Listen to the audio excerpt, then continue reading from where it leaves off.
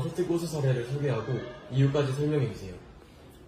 멀리 생각할 필요 없이 제일 가까이 있었던 예시를 하나 들어드리면, 세특을 쓸 때 보통 무엇을 했다 이렇게 했던 내용만 많이 기록을 하는데, 거기서 중요한 점은 본인이 그 활동을 하고 난 뒤에 생각이 어떻게 바뀌었는가 아니면 행동이 어떻게 바뀌었는가이거든요. 근데 최근에 3학년 학생 중에서 그 노화에 대해서 조사를 하고 본인이 보통 사람들은 노화라는 게 늙는다는 게 시간이 지나면 다들 겪는 현상이다 이렇게 사고를 가지고 있지만 본인은 그 조사를 통해서 노화라는 게 앞으로 과학기술이나 의학이 발달하면은 치료할 수 있는 질병이다라는 새로운 시각을 가지게 되었다. 이런 이제 느낀 점을 발표를 하더라고요. 그래서 세특 내용을 구체적으로 뭐 이렇게 얘기를 한다고 하더라도 그거는 학생들마다 다 다르니까 그거는 크게 소용이 없을 것 같고 세특을 위해서 보고서나 발표나 조사 같은 거 하실 때 반드시 그 내용 뒤에 본인의 이 활동으로 인한 본인의 생각의 변화 혹은 행동의 변화 이런 것들을 좀 잘 기록하시면 그게 굉장히 좋다고 생각하고 그리고 저도 그게 굉장히 좋았다라는 점으로 많이 와닿았습니다. 그래서 하나 인상 깊은 것을 말하라면 그런 게 있겠습니다. 네. 네, 이과 공부에서 가장 중요한 역량이 무엇이고 실수 없이 문제를 푸는 습관은 어떻게 길러야 하나요? 이과 공부가 사실 좀 쉽지 않습니다. 왜냐하면 물론 인문계열 공부들도 굉장히 어려워요. 어려운데 이과 계통 과목들이 좀 더 어렵게 느껴지는 이유가 수학이나 과학도 마찬가지겠지만 부호나 기호, 용어 같은 것들이 좀 외국어들 많이 쓰게 되잖아요. 그죠? 그래가지고 좀 많이 힘든데 그리고 글로써 표현하는 것보다 그림이나 그래프, 모식도 이런 것들이 좀 많이 나옵니다. 그리고 실질적으로 여러분이 이제 공부를 했을 때 얼마나 했는가에 대한 평가 기준은 중간고사, 기말고사 같은 평가잖아요. 그죠? 그래서 그 평가에도 보통 그냥 이렇게 지문을 주고 읽고 답을 하라 라는 것보다는 그래프나 그림 같은 걸 해석해야 되는 경우가 많이 생깁니다. 그래서 이공계통 공부를 할 때 잘할 수 있는 방법이라고 하면 그림이나 그래프 같은 것들은 선생님들이 임의로 만들어내기가 굉장히 어렵습니다. 그래서 기존에 있는 그래프나 그림을 많이 사용할 수밖에 없기 때문에 기존 시중에 나와 있는 책이라든가 아니면 문제지라든가 제일 중요한 건 교과서겠죠. 그죠? 교과서나 활동지에 나와 있는 그래프나 그림, 모식도 도표 같은 것들을 잘 해석하는 능력을 기르는 것이 성적 향상 그리고 공부하는 방법에 있어가지고는 가장 큰 도움이라고 생각을 합니다. 그리고 실수 없이 문제를 푸는 습관은 그거는 사실 뭐 어떤 요령이 있는 건 아니고 본인이 꼼꼼하게 노력하는 수밖에 없다고 생각합니다. 왜냐하면 선생님들도 실수를 하기 때문에 그래서 그냥 연습이나 성격을 좀 더 꼼꼼하게 여러분 노력하는 수밖에 없다고 생각을 합니다. 네, 이상입니다. 선생님이 본 학생 중 보고서나 세특우수 사례를 소개하고 이유까지 설명해 주세요. 세특우수 사례는 아직 선생님이 많이 작성을 해본 건 없어가지고 근데 선생님이 이전 학교에서 이제 창원여고에서 근무를 했었는데 그 창원여고에서 근무하면서 만들었던 활동이 스피커를 직접 제작해가지고 이제 학생들이 뭐 이제 물리학 그런 관련된 개념을 학습하는 거였는데 그래서 선생님은 그냥 틀은 그냥 스피커 양식 틀에 맞게끔 줘가지고 그 보고서 틀에 맞게끔 작성하게끔 만드는 것이 목적이었어. 근데 선생님은 의도도 안 했는데 학생들이 그냥 이제 스피커 그냥 뭐 외부 디자인과 내부 디자인을 알아서 잘 설계해서 뭐 작성해라 라고 했는데 이게 뭐 치수도 다 하나씩 치수도 나타내주고 뭐 정확하게 어느 파츠는 어떻게 5.5cm로 자르려야 되고 이런 것들을 세세하게 설명해준 내용들이 있었습니다. 그래서 솔직히 이런 보고서 자체도 보면은 선생님이 잘 안 써줄래 안 써줄 수가 없는 그런 완벽한 보고서였습니다. 그래서 선생님 생각에는 이게 좀 선생님 생활하면서 좀 가장 우수한 보고서 사례라고 저는 생각이 듭니다. 이과 공부에서 가장 중요한 역량은 무엇이고 실수 없이 문제를 푸는 습관은 어떻게 길러야 하나요? 일단은 해당하는 과학 자체, 그러니까 이과보다는 과학 자체에서의 좀 필요되는 역량 자체는 확실하게 실험, 탐구하는 역량이 굉장히 중요하다고 생각해요. 선생님이 본 학생 중 보고서나 세특 우수 사례를 소개하고 이유까지 같이 설명해 주세요. 네, 지금 보통 우리 학생부 종합전형 관련해서 많은 학생들이 이런 궁금증을 가지고 있을 텐데 우리가 좀 생각해 봐야 될 게 우리는 일반고지 않습니까? 그래서 일반고 내에서 할 수 있는 그런 어떤 한정적인 범위 내에서 어떤 모습을 보여줄지 그런 걸 좀 고민해 봐야 될 것 같습니다. 가령 어떤 실험이나 이런 부분에 있어서도 우리 흔히 말하는 특목고 이런 그 교육과정하고는 굉장히 많이 수준이 다르기 때문에 약간 뭐랄까요, 포장이 아름다운 그런 활동보다는 내실 있는 활동 쪽으로 포커스를 맞춰야 될 것 같은데, 이를테면 우리는 뭐 AI 관련해 가지고 다양한 어떤 과학 자료라든지 실험들을 하고 싶지만 많이 제한되어 있지 않습니까? 시설이라든지 이런 면에서. 그래서 오히려 지금 기억에 남는 학생을 떠올려 보니까 우리 있잖아요, 저기 푸코의 진자 판테온 신전에서 67m인가 이렇게 길이로 이 진자 활동을 했던 이유는 지구가 정말 자전하는가를 확인해 보고 싶었던 거잖아요. 그래서 체육관을 그때 리모델링 하면서 천장에 줄을 매달을 수 있는 기회가 있어가지고 실제로 농구공 틀을 가지고 시멘트를 부어서 줄을 만든 다음에 실험을 한 학생이 있었습니다.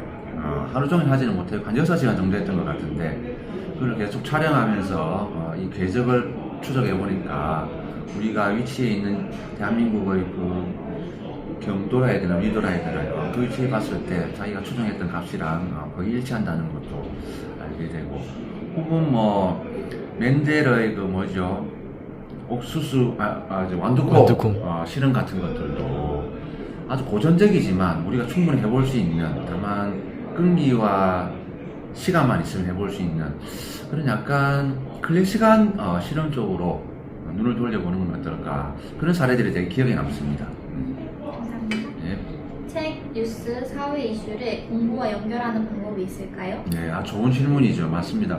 그냥 생활 기록부에 갑자기 이렇게 사회적 이슈나 이런 걸 건드리기보다는 이러한 관심이나 궁금증이 이 학생이 왜 가지게 되었는지를 보여주는 그 과정이 정말 중요한데요. 이를테면은 제일 좋은 방법은 교과서에서 시작하는 거죠. 이를테면 지금 기억에 남는 게 제가 이제 국어 담당이니까 교과서에 보면 언어와 관련된 내용이 있었는데 그 중에 날개글에 보면은 꿀벌의 언어라고, 꿀벌이 벌을 발견했을 때 위치라든지 거리를 충무의 모양으로 전달한다는 그런 내용이 있었는데, 그 학생은 이과 관련 쪽, 공대 관련 쪽 학생이었는데 어떻게 보면 국어가 본인에게 크게 중요하지 않은 과목이지만 그 꿀벌의 언어라는 것을 보고 이제 더 나아가서 우리가 커뮤니케이션 하는 곤충들 중에 개미가 있지 않습니까? 그래서 개미 유튜브에 보니까 그 친구가 소개하기를 어떤 미로 같은 데서 T자 모양인가 뭐라고 해야 장애물을 통과해서 빠져나오는 그 활동을 할 때 인간 한 명과 개미 한 명이 했을 때는 차이가 굉장히 많이 나는데 인간이 훨씬 우수하게 빠져나오는데, 협동해서 할 때는 인간이랑 거의 차이가 나지 않더라, 시간 차이가. 그럴 때 그러면 이 개미들은 일을 하면서 어떤 언어를 주고받을까? 그러면 얘가 만약에 과학과라면 페로몬에 대해서도 해볼 수 있을 거고, 그렇죠?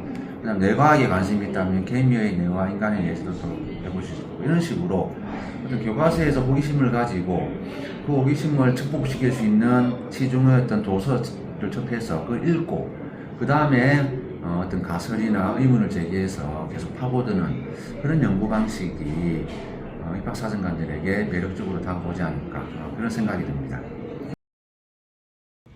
선생님이 본 학생 중 보고서나 세특 우수 사례를 소개하고 그 이유까지 설명해 주세요. 저번에 이제 우리 반 학생 중에 세특이 그래도 좀 괜찮다고 생각이 들었던 학생이 있었는데, 일단은 본인이 이제 항공 쪽으로 진로를 정해서 가려고 했던 친구였고, 그 친구가 이제 비행기의 날개 모양이나 뭐 바람의 속도나 방향 이런 거에 따라서 비행기가 이제 다르게 좀 그 속도가 달라지고 방향이 달라지고 그런 거에 대한 글을 읽고 실제로 종이 비행기도 모양을 어떻게 접느냐에 따라서 그 날개 모양에 따라서 속도가 달라진다. 그리고 날아갈 수 있는 거리가 달라진다. 그런 거를 보고 직접 본인이 실제로 그 종이 비행기를 여러 모양으로 접어서 그 실험을 해보고 그 결과를 정리를 해서 그 담당 선생님이 발표를 그러면 한번 해보겠냐 친구들 앞에서 이렇게 얘기를 해서 본인이 실제로 조사하고 탐구해서 실험을 해본 거를 결과를 정리를 해서 발표를 했는데 그 내용이 이렇게 단계적으로 적혀 있었어요. 사실 종이 비행기를 접는 것 자체는 그렇게 크고 뭐 대단한 활동이 아니지만 학생이 뭐에 대해서 궁금해서 직접 자료를 찾아보고 책을 읽고 그 원리를 이해하고 실제로 자기가 실험을 해보고 그리고 그 결과를 정말 정리를 해서 발표 자료를 만들어서 학급 친구들한테 발표를 했다. 그 이제 에피소드가 연결돼 있는 그런 내용이어가지고 그런 걸 봤을 때 이 학생이 어떤 스타일의 학생이고 어떻게 좀 평상시에도 탐구나 공부 이런 걸 하는지를 읽을 수 있어서 이 학생이 어떤 사람인지가 보여서 이 행기부가 기억에 남는다라는 말을 종종 들었다고 합니다. 그래서 세특을 적을 때에는 엄청난 대단한 연구나 활동을 하는 것보다는 본인이 정말 궁금한 것을 찾고 그것을 이제 탐구를 스스로 주체적으로 하는 그런 활동을 연계해서 적는 게 좋은 것 같습니다. 책, 뉴스, 사회 이슈를 공부와 연결하는 방법이 있을까요? 일단은 저희가 요즘에 또 너무 AI 시대라서 뭔가 학생들이 궁금한 게 일단 없고 그리고 궁금한 게 생기면 바로 원래 유튜브에 쳐보고 그랬는데 이제는 AI가 너무 발전을 해서 학생들이 바로 AI에 물어보더라고요.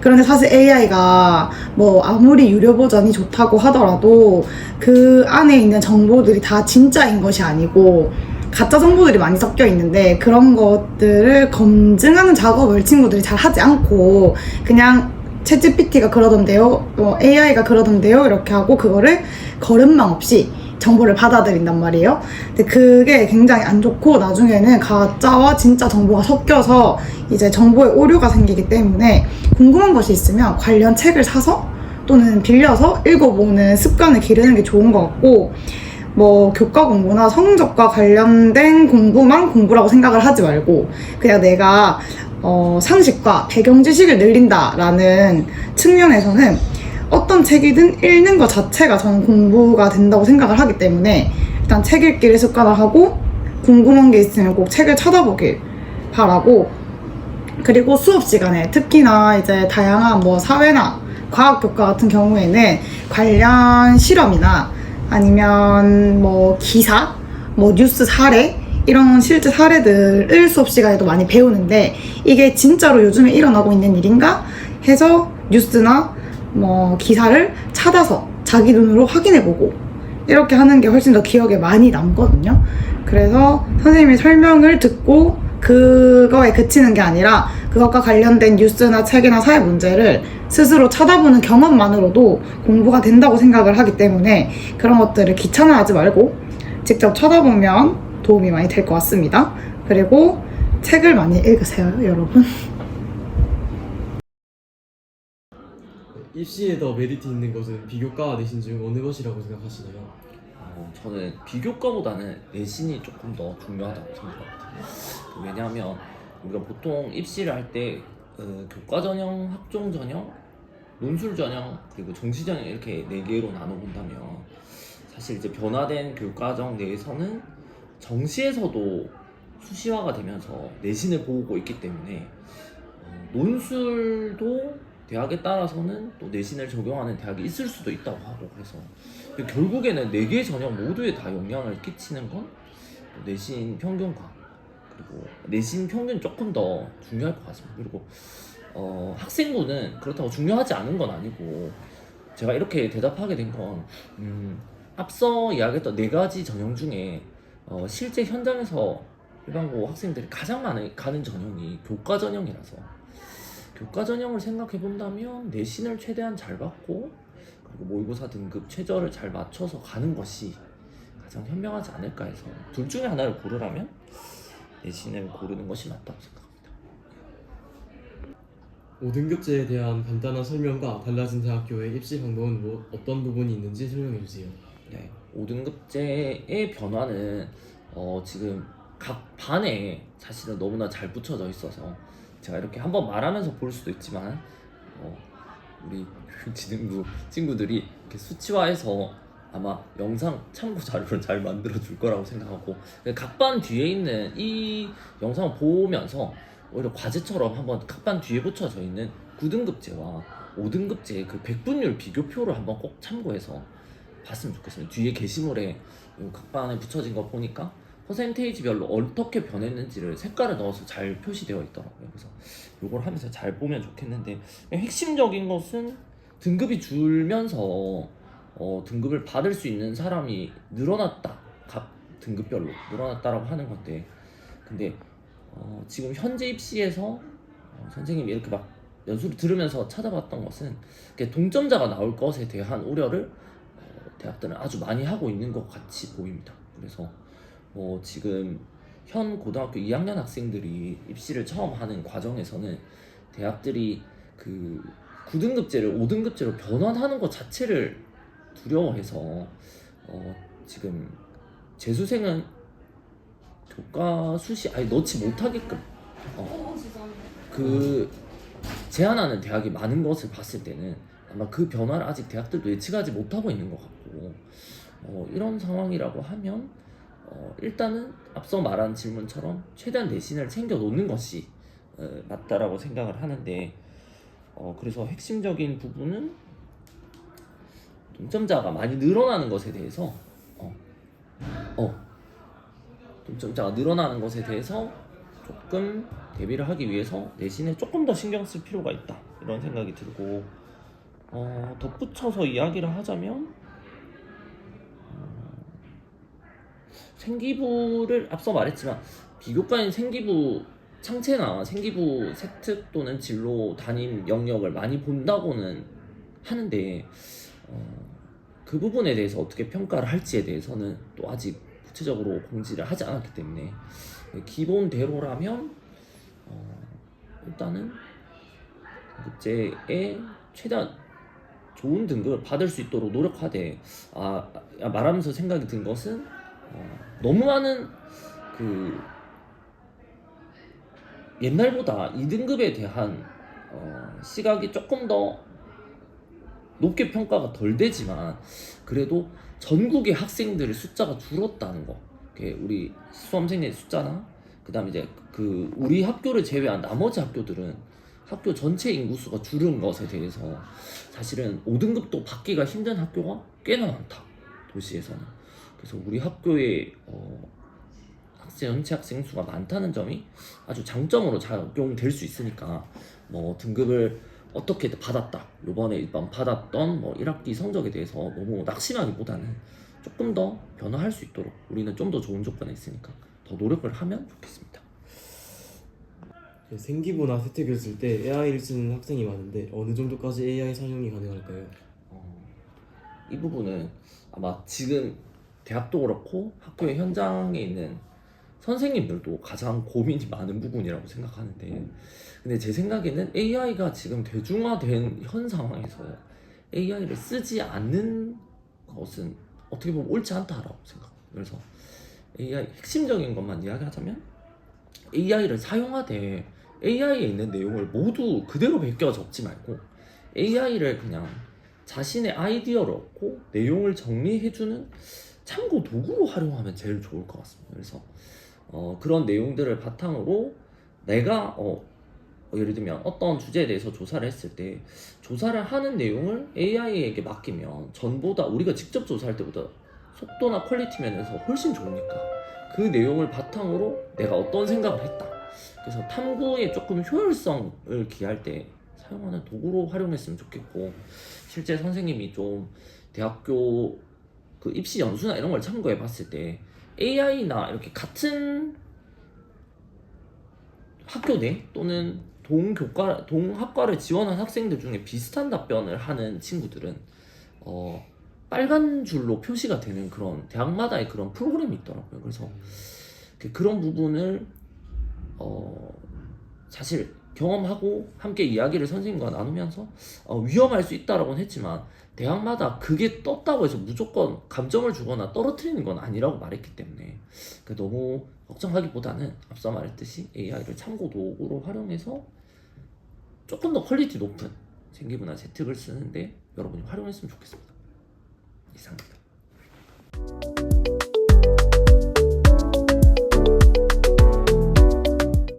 이 동아리만의 대표적인 활동이나 프로그램은 무엇인가요? 또한 해당 활동을 중심적으로 운영하는 이유도 궁금합니다. 저희 스타트업 동아리의 대표적인 활동은 모의주식 투자입니다. 이 활동을 중심적으로 운영하는 이유는 경영, 경제 이론을 단순히 교과서 안에서 배우는 것을 넘어 실제 시장의 흐름 속에서 직접 적용해 볼 수 있기 때문입니다.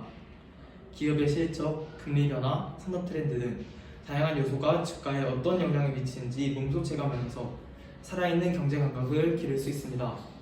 또한 투자 판단을 내리는 과정에서 자연스럽게 정보를 분석하고 논리적으로 의사결정하는 훈련이 이루어지기 때문에 경영경제 분야에 관심 있는 학생들에게 가장 실질적인 학습 경험을 제공할 수 있다고 생각합니다.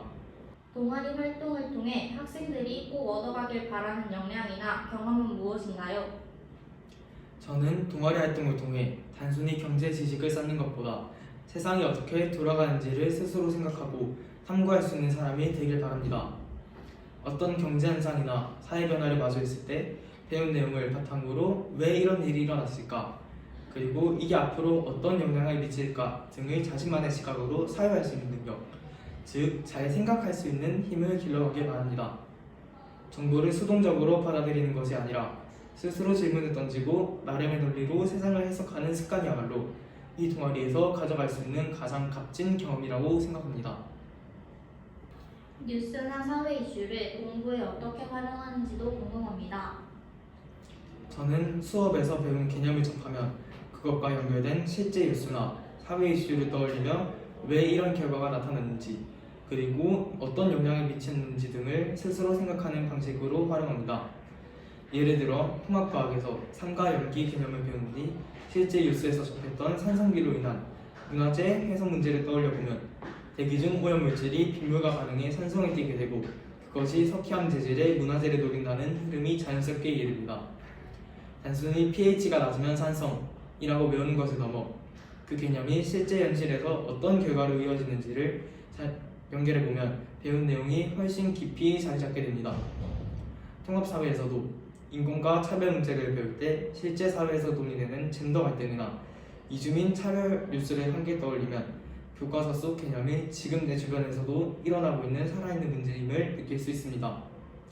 이처럼 배운 내용을 현실 사례에 직접 대입해보는 과정을 통해 개념에 대한 이해도와 기억의 깊이를 함께 높이고 있습니다. 이 동아리만의 대표적인 활동이나 프로그램은 무엇인가요? 또한 해당 활동을 중심적으로 운영하는 이유도 궁금합니다. 저희 도서부의 대표적인 활동은 도서관 운영과 도서 관련 프로그램 기획입니다. 그 중에서 가장 대표적인 행사는 한글날 행사입니다. 한글날 행사는 많은 학생들이 즐겁게 참여할 수 있는 활동뿐만 아니라 한글의 소중함을 깨달을 수 있는 뜻깊은 활동입니다. 이 행사를 통해 친구들과 더 친해질 수 있는 기회도 생길 수 있습니다. 동아리 활동을 통해 학생들이 꼭 얻어가길 바라는 역량이나 경험은 무엇인가요? 저는 도서부 활동을 통해 학생들이 단순히 독서 습관만 기르는 것이 아니라 여러 부원들과 함께 활동하면서 소통 능력과 협업 능력을 얻어갔으면 합니다. 도서부 활동이 부원들의 진로 또는 관심 분야에 어떤 도움이 될 거라고 생각하시나요? 저는 책을 통해 다양한 분야의 지식과 정보를 접했었기 때문에 도서부는 특정 진로를 가진 학생들만을 위한 동아리가 아니라 아직 진로가 명확하지 않은 학생들에게도 도움이 될 수 있다고 생각합니다. 이 동아리만의 대표적인 활동이나 프로그램은 무엇인가요? 또한 해당 활동을 중심적으로 운영하는 이유도 궁금합니다. 저희 동아리는 이번 연도 유일한 체육계열 동아리이며 배구라는 기초 훈련과 연습 경기를 같이 하고 있습니다. 배구라는 스포츠는 일상생활 속에서 접하기 어려운 스포츠이고 기본 난이도가 어려운 스포츠입니다.